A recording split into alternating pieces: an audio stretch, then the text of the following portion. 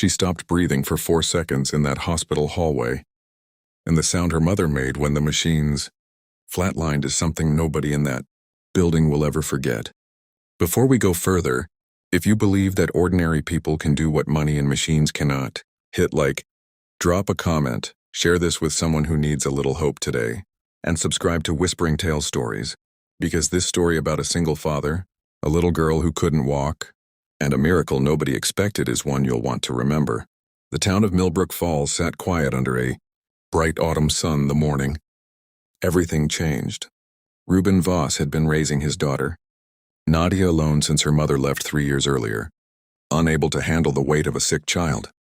He worked as a mechanic, hands permanently stained with oil, but every evening those same hands became gentle enough to lift his 7-year-old daughter from her wheelchair into bed, to massage her unmoving legs, to tuck her in with a story even when his own eyes burned with exhaustion. Nadia had been diagnosed with a rare degenerative nerve condition when she was 4. Doctors said walking again was unlikely. Reuben never accepted unlikely as a final answer. He read every medical journal he could find on his lunch breaks, took online courses in physical therapy just to understand what specialists were telling him, and spent his weekends building homemade equipment in the garage. Parallel bars from spare pipe, a balance beam bolted low to the ground, resistance bands he ordered, secondhand because insurance had stopped, covering therapy sessions Nadia's body no longer seemed to respond to.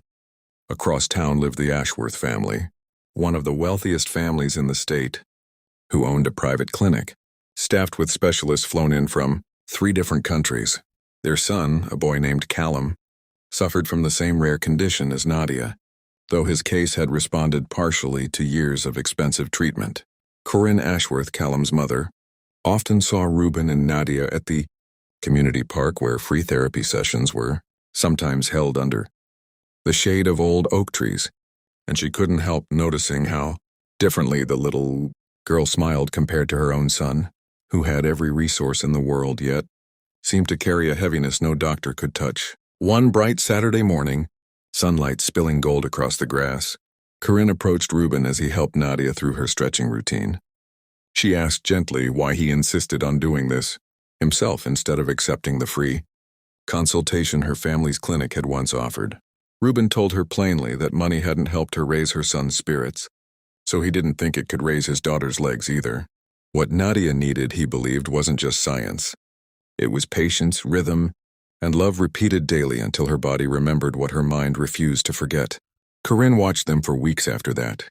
She noticed how Reuben never rushed Nadia, how he turned every failed attempt at standing into a game, how he sang old songs while massaging her calves so she wouldn't focus on the pain. Meanwhile, in the Ashworth mansion, rows of the best equipment money could buy sat mostly unused, because Callum had grown numb to treatment, flinching at every needle, dreading every session with therapists, who treated him like a diagnosis instead of a boy. Then came the afternoon that shook the entire town. Nadia collapsed suddenly at the park, her small body seizing without warning, lips turning pale under the afternoon sun. Reuben scooped her into his arms and ran, screaming for help, veins straining in his neck as he sprinted 3 blocks to the community clinic because his old truck wouldn't start. By the time doctors got her stable, her heart had stopped for 4 long seconds. The community clinic doctors admitted they didn't have the equipment to figure out what triggered it, and quietly suggested transferring her to the Ashworth family's private facility, the only one nearby equipped for such rare neurological emergencies. Corinne heard about it within the hour and rushed to the hospital herself, arranging for Nadia's transfer without hesitation, refusing any payment from a father who clearly had none to give. For 3 days, the best specialists the Ashworth fortune could summon ran scans, tested reflexes, adjusted medications, yet Nadia's legs remained lifeless, her small frame growing weaker under fluorescent lights that never seemed to turn off. The specialist spoke to Reuben using words, heavier than anything he'd read in his research, words like irreversible and manage expectations. Corinne watched him nod calmly for his daughter's sake, then later found him outside on the hospital steps, alone under the afternoon sky, silently breaking apart in a way strong men rarely allow anyone to witness. On the 4th day, something shifted. Nadia, groggy from medication, whispered that she wanted her daddy's stretching songs, not another injection. The head specialist, a renowned neurologist flown in from overseas, dismissed it as a childish request, insisting rest was more important than movement right now. But Corinne, watching Ruben's face, made a decision that surprised even herself. She asked the medical team to step back for 1 hour and give the father a chance to do what he'd always done at home.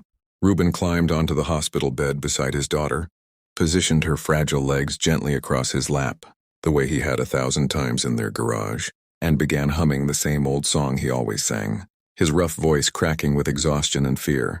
He moved her ankles slowly, whispering encouragement, reminding her of the ice cream she loved, the school friends waiting for her, the treehouse he promised to finish building. Nothing happened for the first 20 minutes.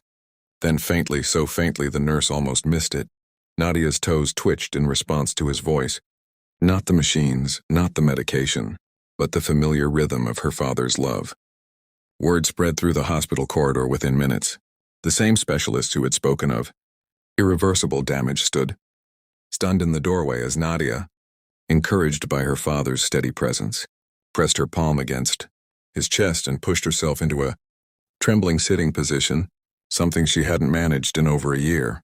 Corinne stood frozen at the door, tears sliding silently down her face, because she recognized something in that room money could never replicate: the desperate, patient devotion of a parent who refused to give up long after everyone else had prepared for the worst.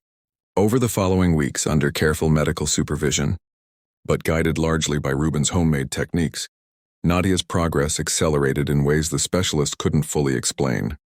Corinne insisted on covering her hospital costs quietly, not as charity but as gratitude, because watching Ruben work reminded her of the parent she wanted to be for her own son. She began sitting in on Nadia's sessions, learning Ruben's methods, bringing Callum along to watch a girl who had far less than him fight harder than anyone he'd ever known. Slowly, Callum began asking to join the stretching songs too, laughing for the first time in months as Nadia teased him for singing off-key. 2 months later, on a warm daytime afternoon with golden light pouring through the hospital's therapy room windows, Nadia stood without support for the first time since her diagnosis. Her legs shook violently, her face twisted with the effort, but she stood. Ruben knelt in front of her, arms outstretched, his voice breaking as he begged her to try just 3 steps toward him. Nadia took 1 step, then another, then stumbled forward into her father's arms on the 3rd, both of them collapsing into tearful laughter and relief. Corinne, standing at the doorway beside her own son, brought her hands to her face and sobbed openly, overwhelmed by what she was witnessing. All the money in the world, every renowned doctor her family had ever hired, had never produced a moment as powerful as this one single father's unwavering devotion had created in a modest hospital room. She realized, watching Ruben hold his daughter upright for the first time in years, that some miracles cannot be purchased. They have to be earned, one patient, loving repetition at a time. If this story moved you even a little, please take a moment to like this video, leave a comment, and share it with someone who might need a reminder that love often accomplishes what money cannot. Your support means everything to us here at Whispering Tales Stories.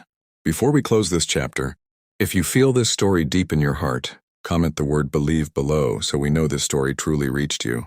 Nadia would go on to walk unassisted within the year, later even running across the same park where Corinne first watched her stretch beneath the oak trees.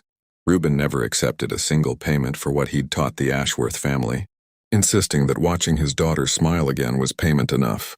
And every autumn afterward, the two families gathered in that same park, sunlight spilling gold across the grass, celebrating a friendship built not on wealth but on the quiet, unstoppable power of a parent who simply refused to stop believing.